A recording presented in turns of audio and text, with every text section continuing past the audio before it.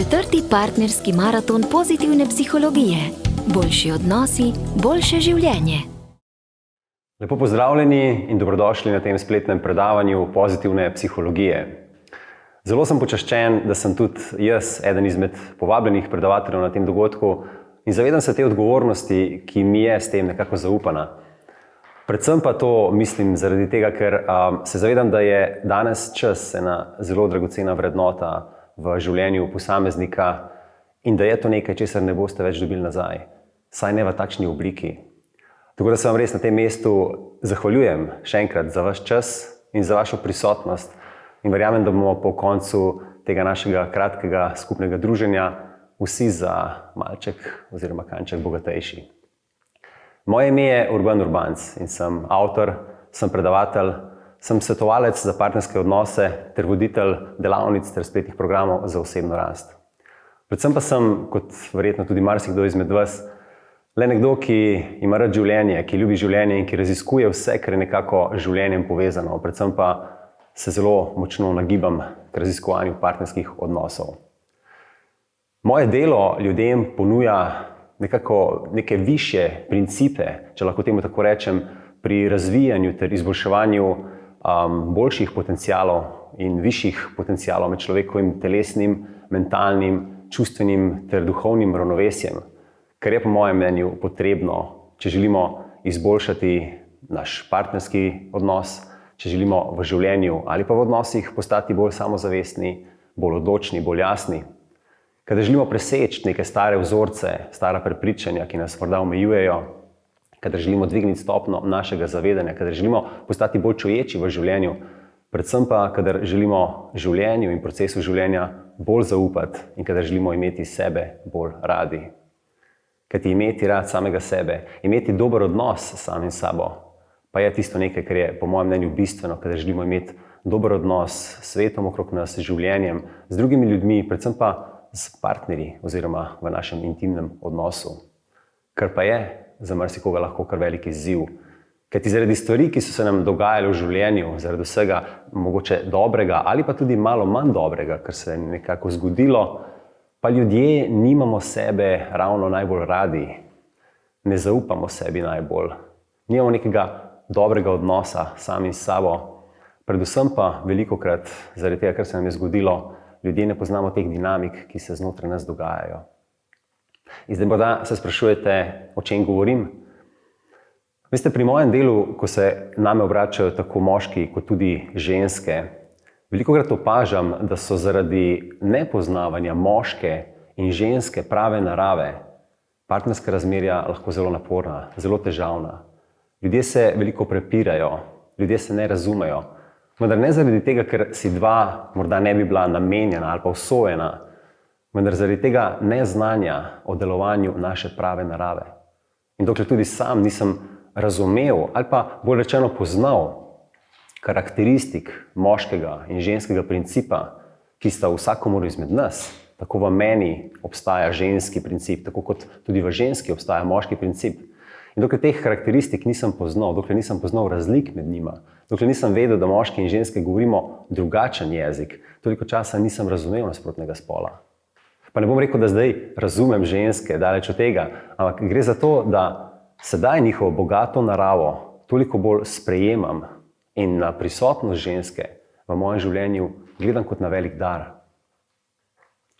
Zdaj s tem zavedanjem pa lahko zdaj moški in ženska zaplešete ta ples življenja, ples, ki se zgodi med njim in njo z veliko začetnico, med njim, ki je ta vseprisotna globoka zavest, in pa med njo, ki je ta svetloba in vse prežemajoča ljubezen. Kajti tudi prisotnost ženske v življenju moškega lahko zelo močno krepi njegovo zavest, lahko zelo močno krepi njegovo prisotnost v življenju in v partnerskem odnosu. In pa odločnost, jasnost, struktura, disciplina moškega lahko ženski pomaga, da se ženska ob njem sprosti, da se sprosti v življenju in da vendarle začne sijati v svoji luči, v tej svetlobi, ker ona je, in da začne to ljubezen deliti. In sami veste, kako je moški. Nasmeh ženske, ki se zaveda te lepote v sebi, ki se zaveda te polnosti življenja, te ljubezni, lahko tvoje življenje razsvetli, lahko navdihne tvoje življenje, odpre tvoje srce v trenutku. In pa ženska, moški, ki mu je jasno, kdo on je, zakaj je na tem svetu, ki je odločen, ki ima smer, ki ve, kam gre in ki ve, kako bo tja prišel. Ob taknem moškem se ženska lažje sprosti, lažje mu zaupa, lažje se mu preda in lažje se odpre, da skupaj potem odplešata ta ples ljubezni med njim in pa med njo. Seveda zdaj za boljše razumevanje vsega tega, kar nekako govorim, bom skušal te stvari malce razdelati.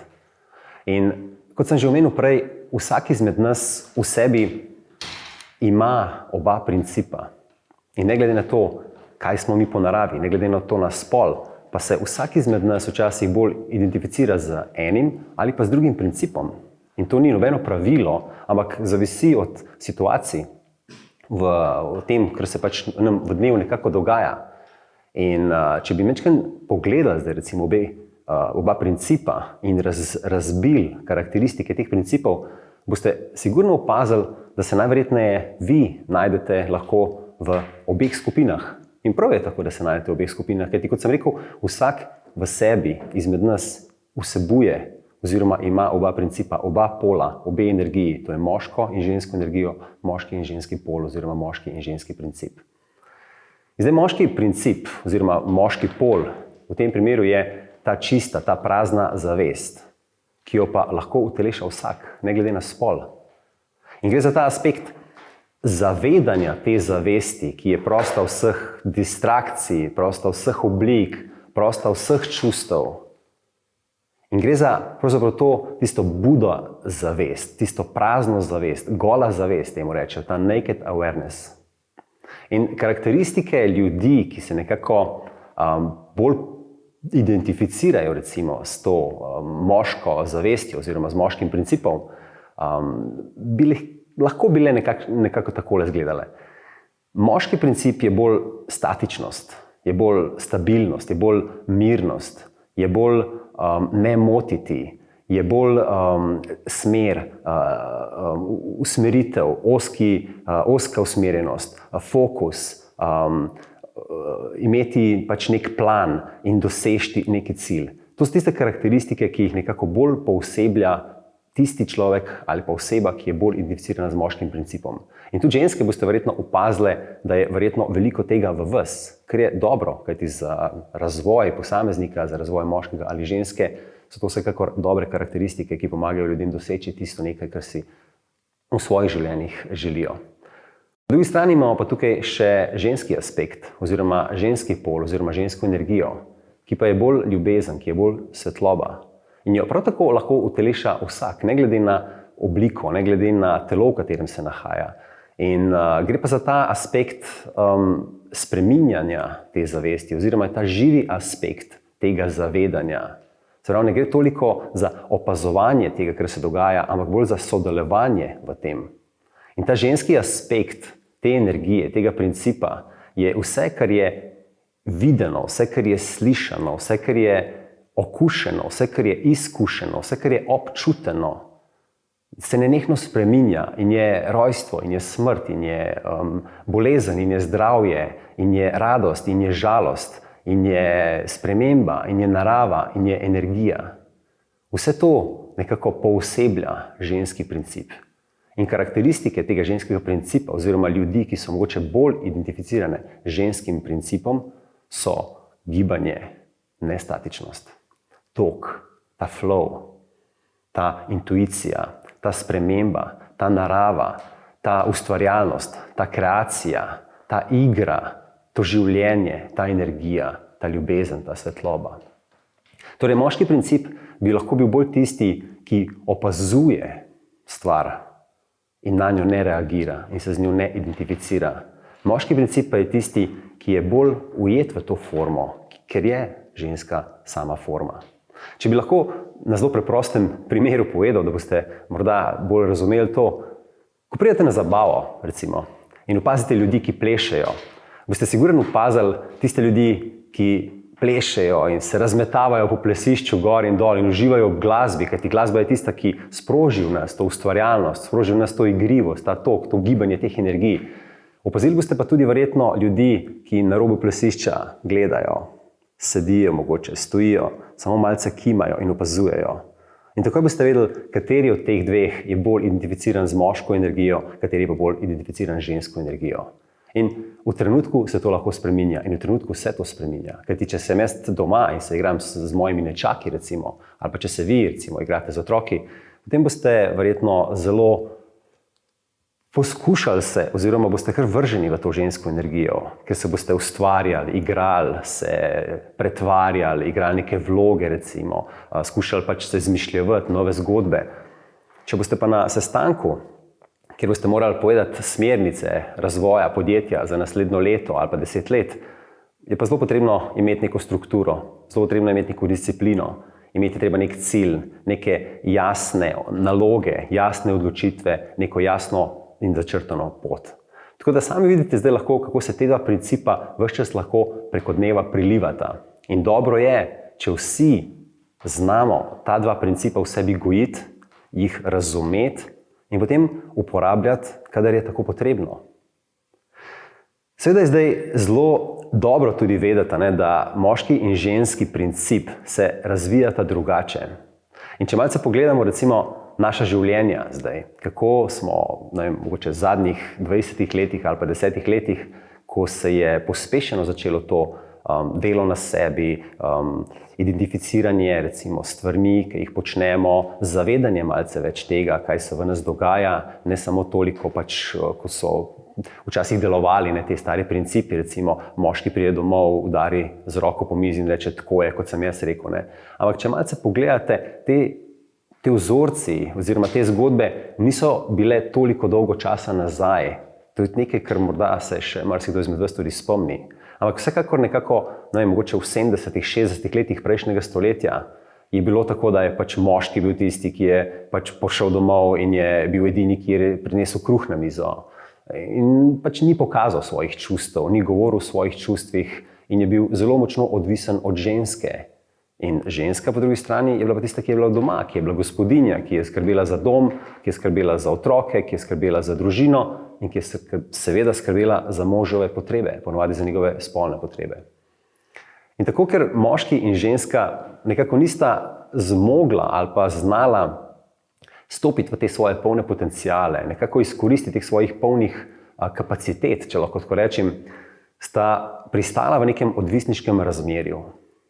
Mož oziroma moški je bil torej od ženske odvisen glede spolnosti, odvisen je bil glede tega negovanja, odvisen je bil glede skrbi za družino, skrbi za dom, skrbi pač za njune otroke.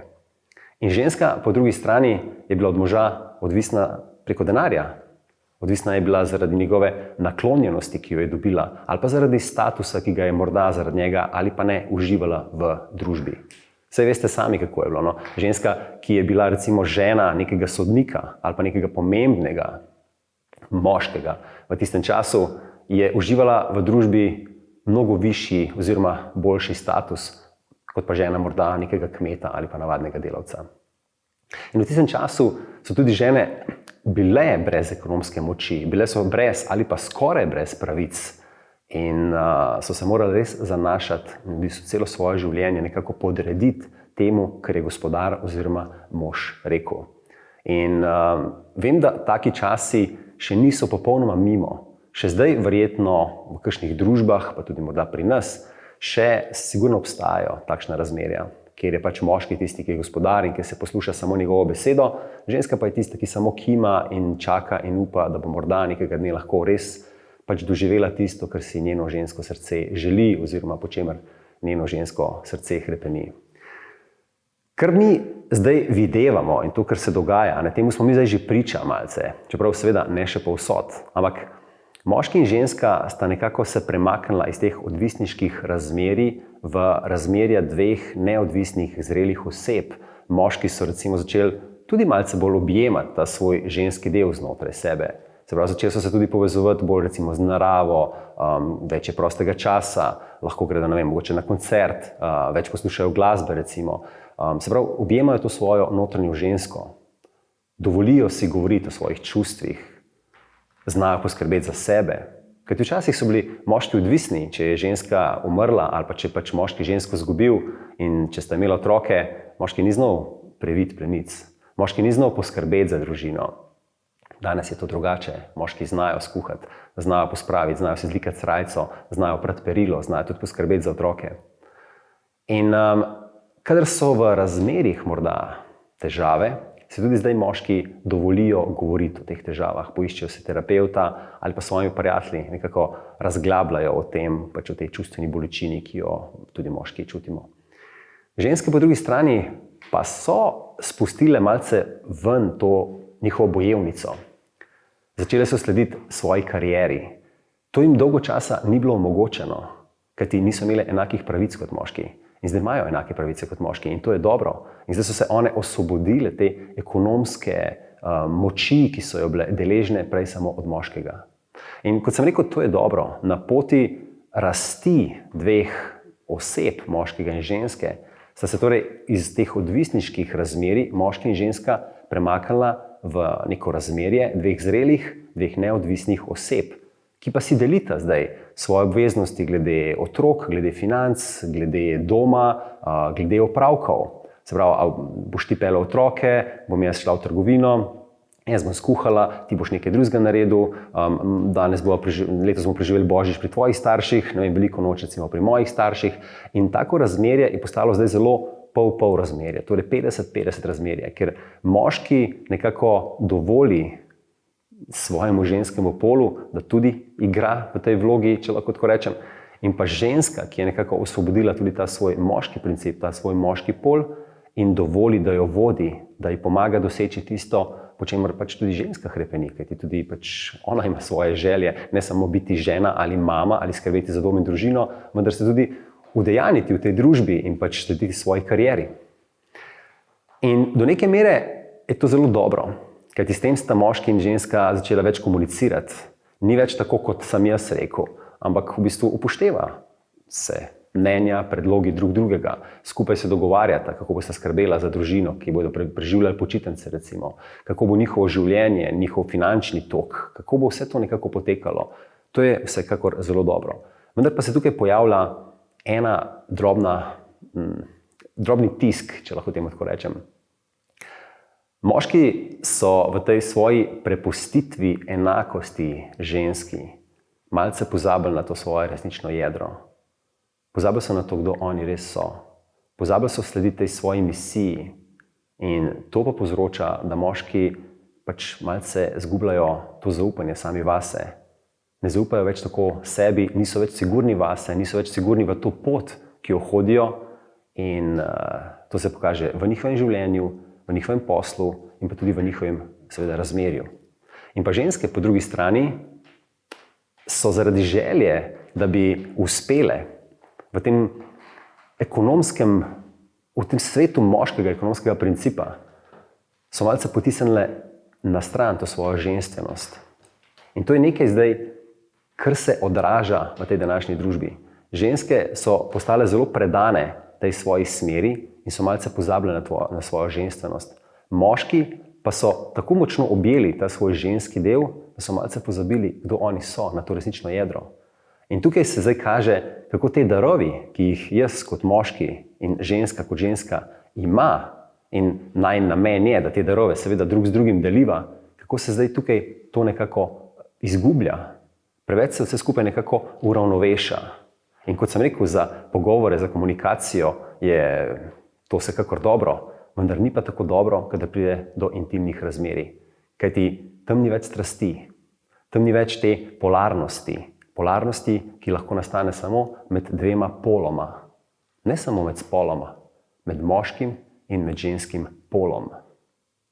In danes se ženske zelo močno pritožujejo, da so moški postali mlačni, da so moški postali šibki, da so moški postali nesigurni v svoji smeri, da moški dejansko so premalo predani v partnerskih razmerjih in da so moški preveč izgubljeni v življenju. Ženske dejansko se pritožujejo, da so moški kot mamini sinkoti, ki držijo mamo za krilo in se jo nekako bojijo izpustiti.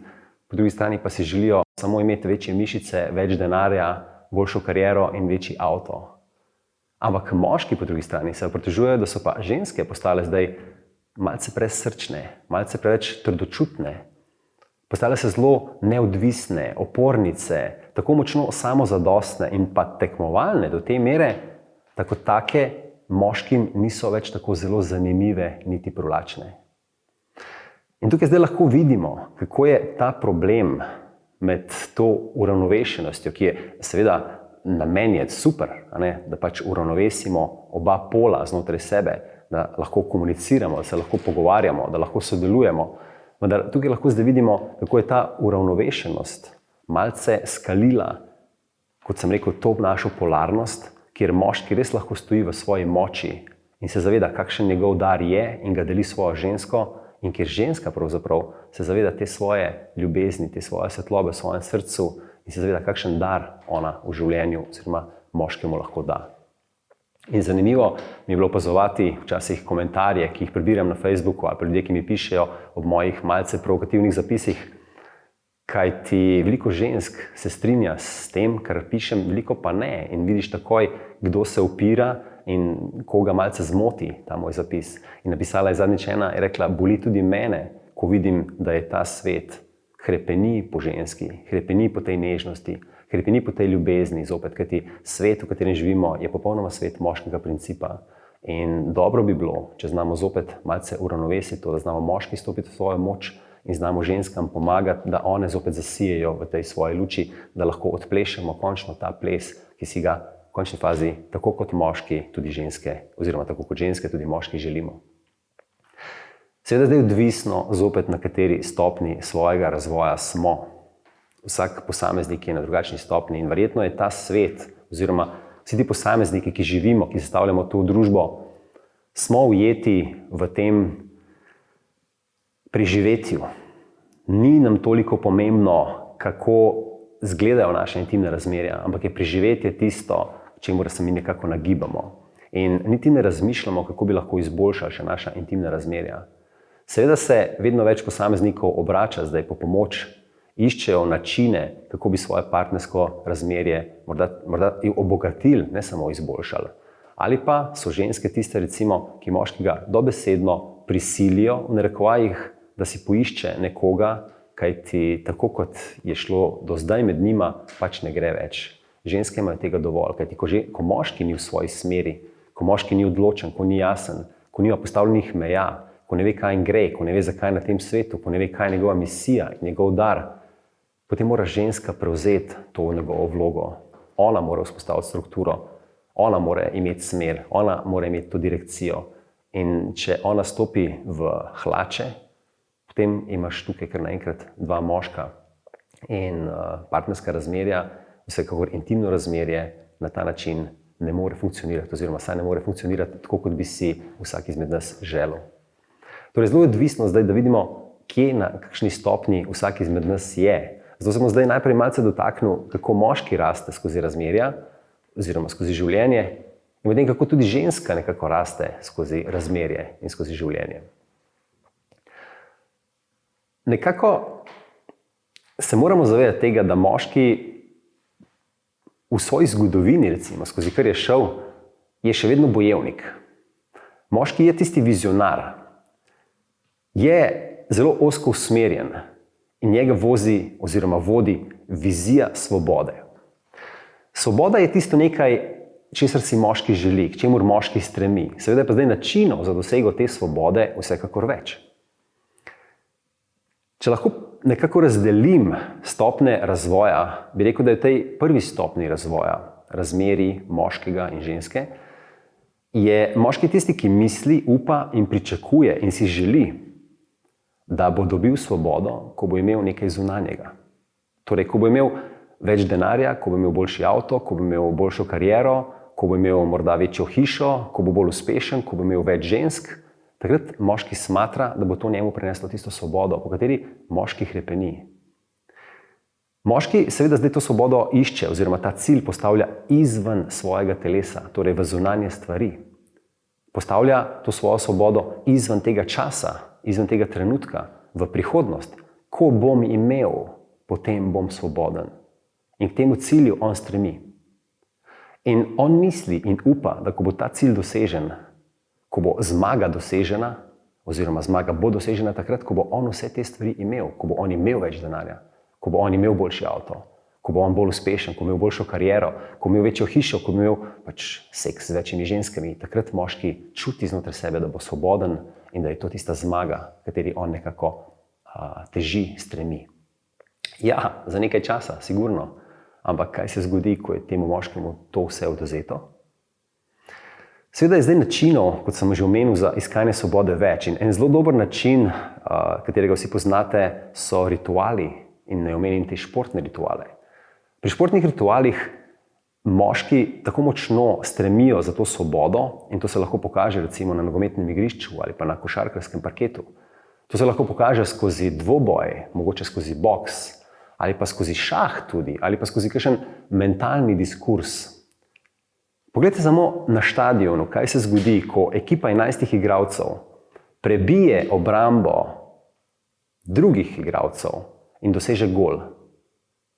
V trenutku evforija, svoboda, žogo lahko primeš z roko, pravila prenehajo obstajati za nekaj časa, meje so zabrisane, ker naenkrat vsi dosežejo to svobodo, čustva pridejo ven in to je nekaj, k čemur moški stremi. Seveda do naslednjega žvižga sodnikove piščalke, ko je zopet vse po pravilih in zopet vse. In zopet moški se počuti ujetega in zopet stremi k tej svobodi in jo doseže lahko na takšen način.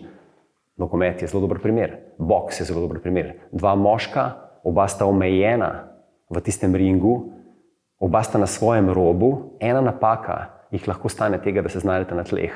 Treba je biti sfokusiran, treba je imeti cilj, biti treba discipliniran, treba imeti strukturo, taktiko, tehniko, moč, pogum, zavest, da ti penetriraš v drugega nasprotnika, ga premagaš, da pade na tla in da ti zmagaš. Kot sem rekel, ta svoboda oziroma ta ritual, ki je malce, bolj svetl ritual, pa je lahko tudi neka stvar, ki na drugi strani mogoče ni tako svetla. Lahko tudi temen ritual. Poglejte si recimo samo vojne. Vojna recimo je isti način za doseganje svobode, ko vojaki na eni strani prebijajo obrambo nasprotnika, da dosežejo svobodno ozemlje. Svoboda. Religiozna oziroma verska, ekonomska, geografska, politična svoboda.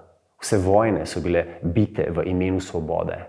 Samo pogledajte, koliko je ta svoboda povzročila. Ampak vidimo zdaj že in seveda razumemo, da je ta svoboda le svoboda moškega, ki je na prvi stopnji oziroma moškega principa, ki je na prvi stopnji svojega razvoja. Seveda ta moški potem začne rasti, začne se ozirati vase.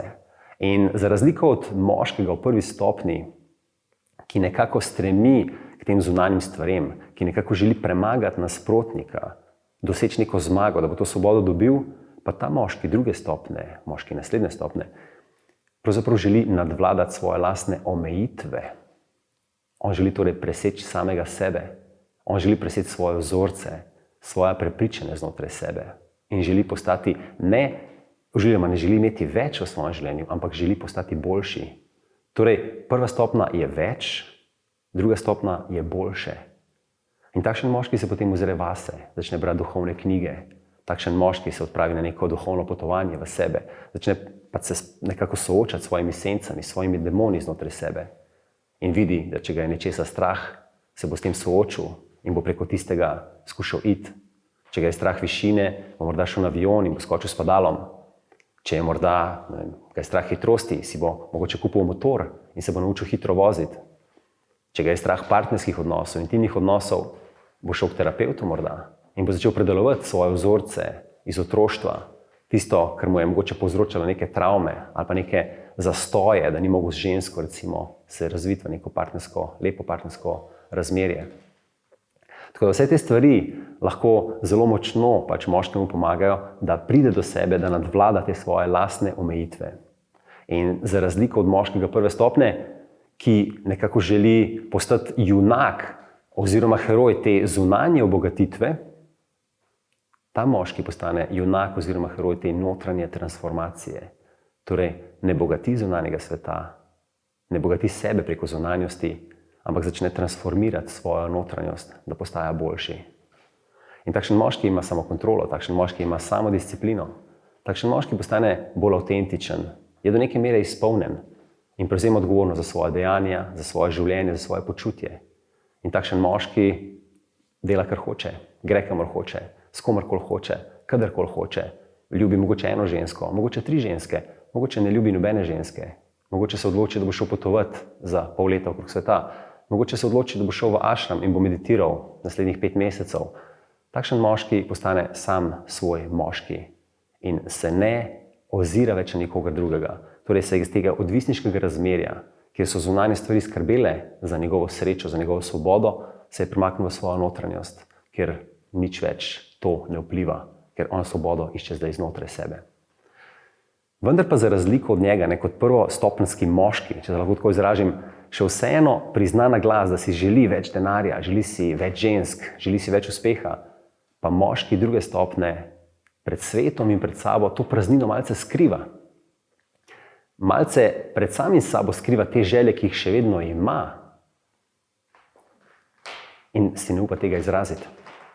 In čeprav takšen moški meditira, se ukvarja z borilnimi veščinami ali pa z jogo ali pa z tai chijem, morda trenira redno, se v njegovem življenju nič bistveno ne spremeni. Pravim, bistveno se nič ne spremeni, kajti takšen moški še vedno živi v strahu. In ta strah, ki ga ta moški čuti, je strah pred neuspehom. Ta strah, ki ga moški čuti, je strah pred izgubo varnosti, ki si jo je zdaj časa svojega življenja nekako nabral, čeprav tega moški ne bo priznal. In ta strah, ki ga moški čuti, je pravzaprav strah pred smrtjo. Pa ne pred fizično smrtjo, ampak pred izgubo svojega ega. Ta ego smrt, temu rečemo. Ampak ko moški se enkrat odloči, ko pogleda vase, ko se odloči, da bo začel presegati svoje lastne omejitve, ko stopi na pot bojevnika, ker ta energija moškega principa začne tako močno poganjati naprej, da moški nima več izbire, ne more se več ustaviti. In slej, ko prej ga življenje sooči, on se sooči z življenjem, on se sooči s posledicami svojih odločitev in svojih dejanj.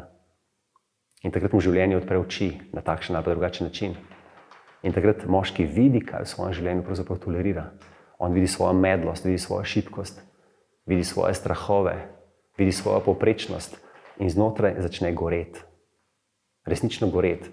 Ker takrat moški vidi, da je ta njegov velecenjeni jaz, ki ga je on toliko časa gradil, s katerim se je on tako močno identificiral, ki ga je on skušal izmojstriti, da ga ta velecenjeni jaz samo duši. Življenje mu predstavlja breme, posel, ki ga upravlja, ali pa ženska, razmerje, ki ga morda ima, mu predstavlja breme lažnih obveznosti. In čeprav ta moški ve, da mora spustiti, se boji spustiti. Boji se spustiti vse, kar je do zdaj zgradil, ker se z vsem tem identificira. Ampak ta vozel v njegovem srcu postaja tako močen, da ne more več tega zanikati pred samim sabo, niti pred svetom. In takrat se moški velikokrat znajde v neki navidezno brezupni situaciji, ko vidi, da je svet močnejši od njega in da sveta ne more premagati. Tako kot je lahko premagal prejšnje nasprotnike. Ta moški se zdaj znajde na robu prepada in vidi, da edina možnost je, da on ta svoj jaz spusti in da skoči v prazno.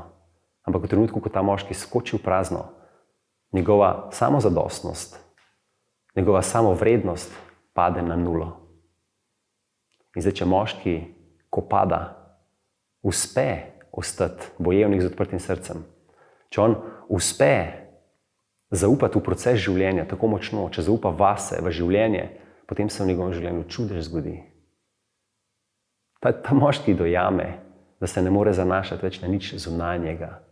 Prav tako se ne more zanašati na nič več znotraj sebe. In on se osvobodi teh lažnih potreb, teh lažnih spodbud, ki jih je ves čas od sveta dobival. In on se takrat preda tej mogočni sili, ki ga poganja, ki poganja njegovo srce, tej sili, ki poganja njegovo življenje, ki ga diha. To je življenje. In takrat moški vidi, kdo on dejansko je.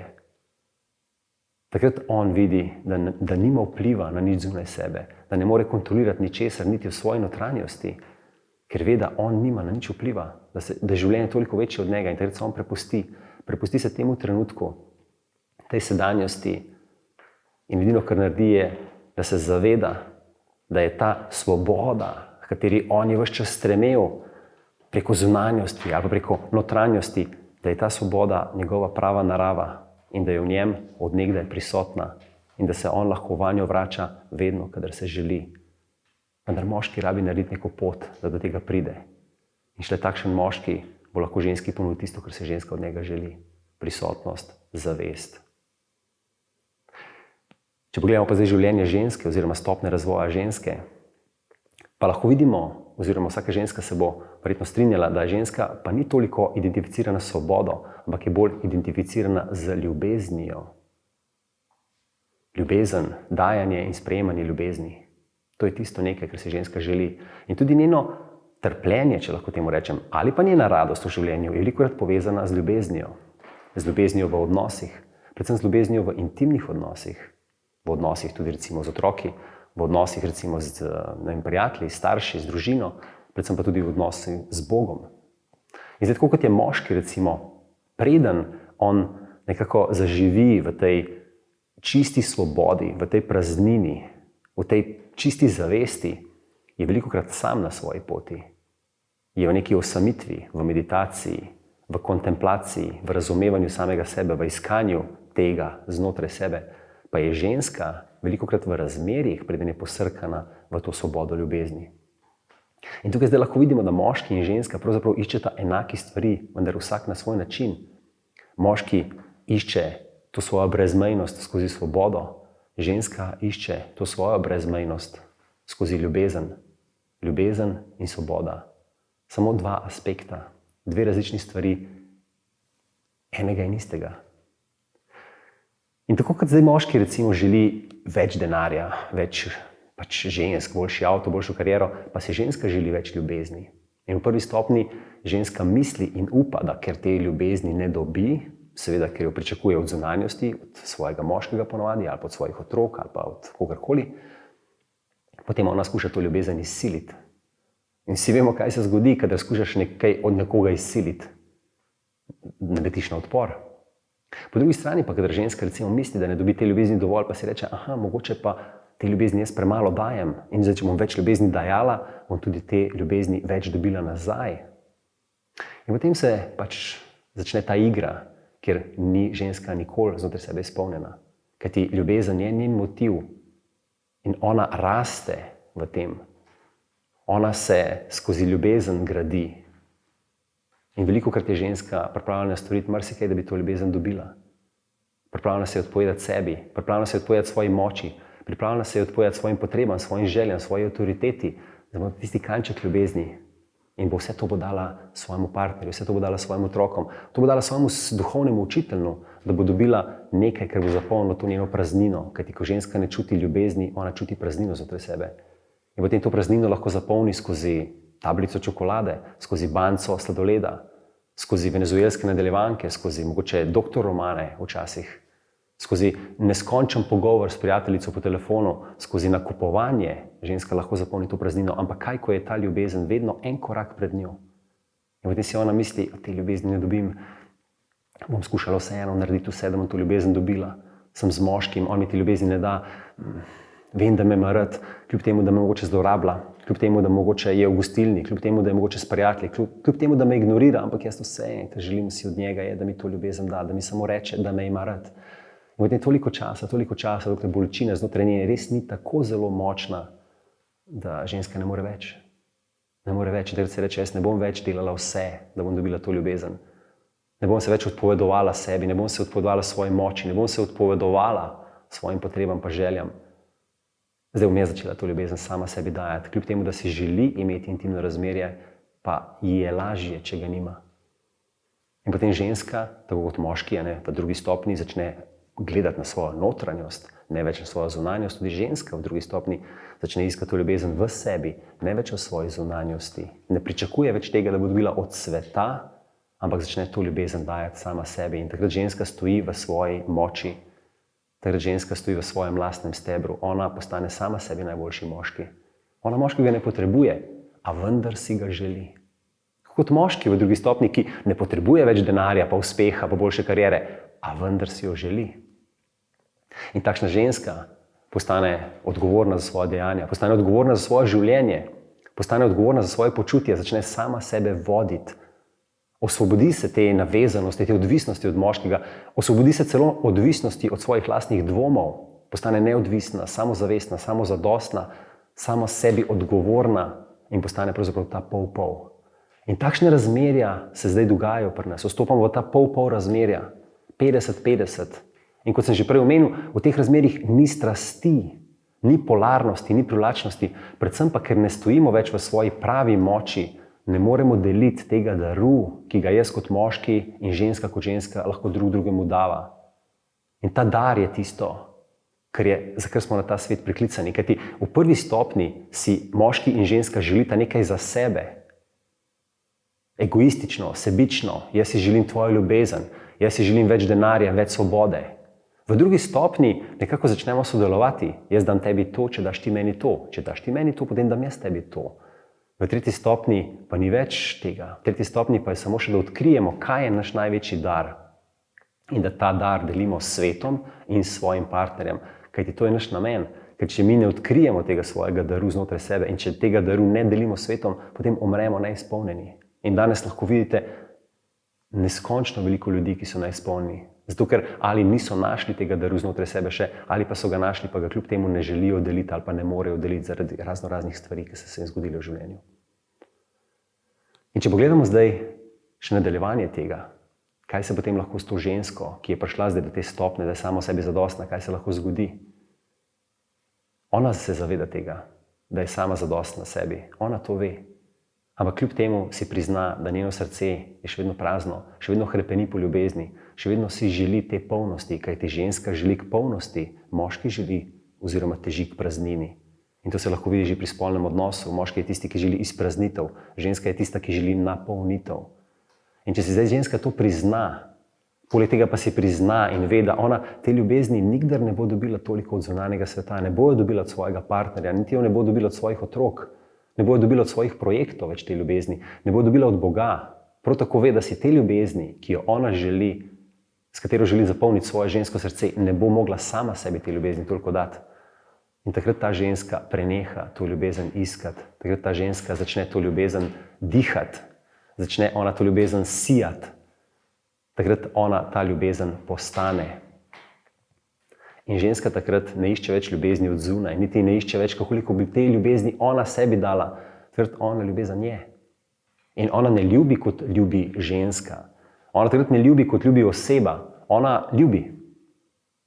Ljubi. Ona tudi ni več potem ženska moškega, niti ni svoja lastna ženska, ampak ona je ljubezen v obliki ženske, ki se zaveda, da te ljubezni ne more dobiti od zunaj, te ljubezni ne more sama sebi nikoli toliko dati, ampak jo to več ne moti, jo to več ne boli. In takrat, ko ona začuti to hrepenenje po tej ljubezni, to ljubezen ona začne dajati. In zdaj, če se tako moški in ženska znajdeta v nekem partnerskem razmerju, oba dva s tem zavedanjem, potem šele lahko odplešeta ta ples med njim pa med njo. Kot sem rekel prej, veliko začetnico med globoko zavestjo, kar je on, moški princip, in pa med lučjo, ljubeznijo, svetlobo, kar je ona, ženski princip. Pa vendar se vedno poraja, da tudi v tem plesu pride do raznih težav. Seveda, ves čas se malce preverjamo, ves čas prihajajo na dan naše travme, naše bolečine, naše rane se odpirajo. In od nas je zdaj odvisno, ali bomo mi odreagirali na to kot majhni otroci in se bomo pač zaprli, udarali nazaj našega partnerja, se pretvarjali, ignorirali, mogoče zapirali naše srce, ali bomo pa takrat se tega zavedali in z odprto zavestjo in z odprtim srcem prišli partnerju nasproti in dovolili, da se te rane v partnerskem razmerju pač pozdravijo. Kajti rane, bolečina, travme so vedno nastale v nekem odnosu z nekom. In te rane, travme se tudi lahko pozdravijo v nekem odnosu z nekom, če smo le dovolj zreli in odprti, da si dovolimo priznati ranljivost svojega srca in zopet odpreti srce, tudi če smo bili kdaj že prizadeti. In zdaj, ko se moški in ženska znajdeta seveda v tem plesu, velikokrat malce drugega preverjata. Malce preverjata, a si drugi zasluži ta dar, ki ga jaz njemu pač želim dati, ali pa mogoče tega daru rajš ne dam. In zdaj recimo, če pogledamo samo na življenje moškega, ki pride v razmerje ženske, ker pač več o tem vem, ker sem seveda moški, potem lahko vidim, da ko sem v razmerju z žensko in ko ženski želim ponuditi svoj dar prisotnosti, svoje zavesti, da ona tega vedno ne bo sprejela. Saj ne na takšen način, kot se meni zdi, da je dobro. Ampak če pogledam drugače, tudi svet vedno ne sprejme mojega daru. Kdo izmed vas je že poskušal kaj res dobrega narediti za ta svet? Ne vem, izboljšati ekonomski položaj mladih, recimo, ali pa narediti neke programe, recimo, za osebno rast, ali pa za karkoli. Ni vedno na letu na odprta vrata sveta. Svet te vedno malce preverja, kako trden si ti res v svoji nameri, kako res stojiš v svojem stebru. In tako, kot te preverja svet, tako te velikokrat tudi moškega preverja ženska. Ampak ona samo želi vedeti, da si ti zaupanja vreden. Kaj ti zdaj lahko ti nadaljuješ, ali pa se odmakneš od sveta oziroma od ženske, kadar te ona malce preverja. In povprečen moški se odmakne, moški, ki je pa zavesten, pa prebojen, pa kljub temu odporu nadaljuje in se želi podati na ta ples, na to potovanje z žensko. In težava, s katero se zdaj moški velikokrat soočajo, je, da ko nekako ponujajo svojo zavest, svojo prisotnost ženski, da je ona tista, ki tega ne želi, da se ona proti temu upira. Ampak vedno, to samo zaradi tega, ker ona nezavedno moškega preverja, a je on zaupanja vreden, on mora biti zaupanja vreden. On bo oče njunih otrok in če on ni zaupanja vreden, če se on odmakne, ko je ona taka, ko se ona malce upira, ko ga malce preverja, ko mu daje navodila včasih, ko ga želi malce usmerjati, ko ga malce preverja, potem ona ne more zaupati, ona mora obleči hlače in ona potem sama pelje naprej to. In to se danes zelo veliko dogaja.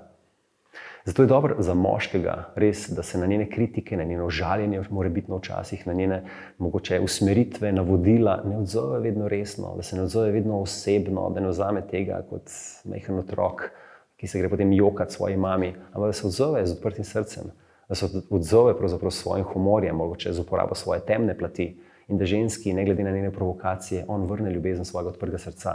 Seveda pa je treba vedeti tukaj, a ženska njega res nezavedno preverja, ali je ona mogoče samo nezadovoljna s sabo, ali pa je mogoče nezadovoljna s svojim življenjem. In takrat bo moral moški pač dovolj modrosti imeti v sebi, da bo vedel, a je ta dar, ki ga on njej želi dati, nekaj, česar ona ne želi sprejeti ali pa ne more sprejeti. Ker ti včasih se pa zgodi, da mogoče pa dva vseeno nista za skupaj. In takrat je treba pač to sprejeti in se odmakniti in iti vsak svojo pot. Tudi to je lahko uspešno partnersko razmerje. Seveda se mi ne zavedamo, da je vsa ta igra, vsa ta gledališka predstava samo nek ples med nami, med moškimi in ženskami. In da se ta ples, ta gledališka predstava vedno, ampak vedno konča s smrtjo. Ampak smrtjo ega seveda tudi s pravo smrtjo čez nekaj časa. Ampak smrt ega je ponavadi tista, ki se je mi bojimo, katere mi nočemo spustiti. In če se zdaj moški in ženska odločita, da bosta zaplesala ta ples življenja, potem mora biti moški ves čas pripravljen. On mora biti pripravljen, zavesten torej, da odreagira oziroma da vidi, kaj bo naredil, ko bo ženska zasijala, razpršila to svojo energijo, ko bo ona zasijala v tej svoji luči. In pa ženska, kaj bo naredila takrat, ko bi moškega najraje utopila v žlici vode. In tukaj pridejo zdaj na dan naši darovi, da moški kljub temu odporu, ki ga od ženske dobiva, on neprestano njo, svojo zavestjo in svojo prisotnostjo transformira njo in njeno energijo v to neskončno obliko ljubezni, v katero se ženska vrača vsak trenutek svojega obstoja. In to je težko. To je težko, zato ker to zahteva odločitev, to zahteva zavest. In to zahteva vedenje, da če tega moški ne stori, potem moški nekega dne pač umre neizpolnjen, ker ni sledil temu, ker ve, da je v njegovem srcu resnično. In da se je ves čas odmikal od težkih stvari. Ampak tako je v življenju. Težko je, naredimo in potem nekega dne umremo. Ampak glej, so lepi dnevi, so sončni dnevi in so nevihte. In tudi dober mornar se tega zaveda. Ker tisti dober mornar se zaveda, da ženske ne more kontrolirati, ne more z njo manipulirati, lahko pa navigira to njuno razmerje. Upošteva vreme, upošteva valove, upošteva plimo, upošteva veter, ampak ohranja globoko spoštovanje do oceana, tako kot ohranja globoko spoštovanje do ženske. In se zaveda tega, da ne glede na to, kako dober mornar on je, da če pride nevihta, da če se ocean razjezi, da njemu ni pomoči, ne glede na to, kako dober mornar on je, da če se ženska razjezi, da njemu ni pomoči, če moški ne zna trenirati, če moški nima te prakse, te discipline znotraj sebe, če nima te prisotnosti pa te zavesti. Ker ti moški skušajo ženske potem kontrolirati, ampak ženska je ocean, ženska je narava, ženska je življenje. Ti življenja ne moreš kontrolirati, oceana ne moreš kontrolirati, ampak to moški poskušajo. Tisti ocean skušajo dati v kartonasto škatlo, skušajo ga omejiti, skušajo pozidati v nek bazen. Seveda, ker se bojijo te divjosti, te nepredvidljivosti ženske, ampak izgubijo njeno živost, izgubijo njeno valovanje, izgubijo ta flow, ki ga ženska življenju daje. In če se moški tega zaveda, potem pač on s tem spoštovanjem postopa do nje, do življenja in se zaveda, da ne glede na to, kaj mu bo življenje pripravilo, da on vseeno ostane naslednji dan in gre z odprtim srcem v življenje. Ne glede na to, kaj mu ženska pripravi, da on vseeno ne vzame tega osebno in gre z odprtim srcem k njej in jo odpre. Kajti mi tega ne vemo velikokrat, da ko smo identificirani recimo moški, bolj z moškim principom, da je, ko ima ženska težave, ko se pritožuje, da ona takrat pravzaprav samo izraža tisto, ker nam zaupa in da ona ni pralni stroj, da bi mi mogli za to popraviti. Ker ti moški se večinoma počutijo bolj koristni, kadar popravijo lahko določene stvari. Ampak v tem primeru, ko se ženska pritožuje, tako kot moški to vidimo, da ona takrat samo rabi ljubezen, rabi samo objem, rabi samo, kot roža rabi vodo, rabi ljubezen. In to je tisto, kar moški ženski lahko da. In če mi zdaj razumemo pravzaprav te naše darove znotraj sebe, če razumemo preko teh moških karakteristik in ženskih karakteristik, kdo mi smo, kakšen dar je v nas, v meni kot v moškem, ki imam to jasno strukturo, to cilj, to odločnost, to smer, to disciplino, to doslednost, to strukturo svojo, to svoje jedro, sledim svoji misiji, vem, zakaj sem tem na svetu, potem jaz lahko to bogatstvo ženski ponudim in ona se lahko na to opre in to njej pomaga, da ona lahko bolj zasije v svoji nežni energiji, da ona lahko postane bolj mehka, kajti svet danes potrebuje mehkobo. Moški danes potrebujemo zopet to mehkobo. Lahko se zdravimo drug drugega, lahko si drug drugemu pomagamo. In vedno je seveda vprašanje, kdo bo zdaj prvi to dal. Ženska reče, jaz se ne bom predala, jaz mu tega ne bom dala, dokler on do mene ne bo pokazal tega, dokler on ne bo dal meni te čustvene varnosti. Moški pa reče, dokler ne bo ženska lepa za mene, dokler mi ne bo se predala, potem zakaj bi jaz njej pokazal pravzaprav to svojo zavest in ji dal ta svoj dar. Kakor želite. Jaz vedno pravim, tisti, ki je bolj zavesten, tisti naj prvi naredi korak naprej. In mi si znamo v dobrem in v slabem nalagati veliko stvari.